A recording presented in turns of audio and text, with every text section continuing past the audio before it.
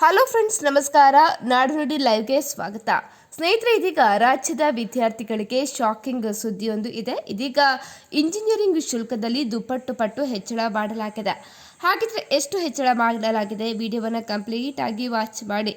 ರಾಜ್ಯದ ಇಂಜಿನಿಯರಿಂಗ್ ಆಕಾಂಕ್ಷಿ ವಿದ್ಯಾರ್ಥಿಗಳು ಮತ್ತು ಪೋಷಕರಿಗೆ ಬೆಲೆ ಏರಿಕೆಯ ಬಿಸಿ ತಟ್ಟಿದ 2026-27ನೇ ಸಾಲಿನ ಇಂಜಿನಿಯರಿಂಗ್ ಕೋರ್ಸ್ಗಳ ಶುಲ್ಕವನ್ನು ಇದೀಗ 7.5% ಹೆಚ್ಚಿಸಲು ಇದೀಗ ತೀರ್ಮಾನ ಮಾಡಲಾಗಿದೆ. ಇದೀಗ ಎಂಸಿ ಸುಧಾಕರ್ ನೇತೃತ್ವದಲ್ಲಿ ನಡೆದ ಖಾಸಗಿ ಶಿಕ್ಷಣ ಸಂಸ್ಥೆಗಳ ಪ್ರತಿನಿಧಿಗಳ ಸಭೆಯಲ್ಲಿ ಮಹತ್ವದ ನಿರ್ಧಾರವನ್ನು ಕೈಗೊಳ್ಳಲಾಗಿದೆ. ಹಾಗಾದರೆ ಶುಲ್ಕ ಹೆಚ್ಚಳಕ್ಕೆ ಕಾರಣಕ್ಕೆ ಏನು? ಖಾಸಗಿ ಕಾಲೇಜು ಆಡಳಿತ ಮಂಡಳಿಗಳು ಮೂಲತಃ 10% ಶುಲ್ಕ ಹೆಚ್ಚಳಕ್ಕೆ ಬೇಡಿಕೆ ಇಟ್ಟಿದ್ದವು. ಉಪನ್ಯಾಸಕರ ವೇತನ ಪರಿಷ್ಕರಣೆ, ಸಿಬ್ಬಂದಿ ವೆಚ್ಚ ಮತ್ತು ಕಾಲೇಜು ನಿರ್ವಹಣಾ ವೆಚ್ಚಗಳು ಗಣನೀಯವಾಗಿ ಏರಿಕೆಯಾಗಿರುವ ಹಿನ್ನೆಲೆಯಲ್ಲಿ ಈ ಪ್ರಸ್ತಾವನೆ ಕೂಡ ಸಲ್ಲಿಕೆ ಮಾಡಲಾಗಿತ್ತು.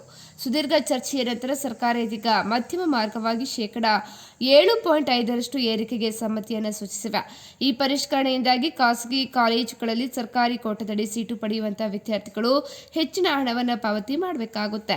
ಪ್ರಸ್ತುತ ಇರುವ 81,800 ರೂಪಾಯಿ ಶುಲ್ಕ ಇನ್ಮುಂದೆ 87,935 ರೂಪಾಯಿ ಆಗಲಿದೆ.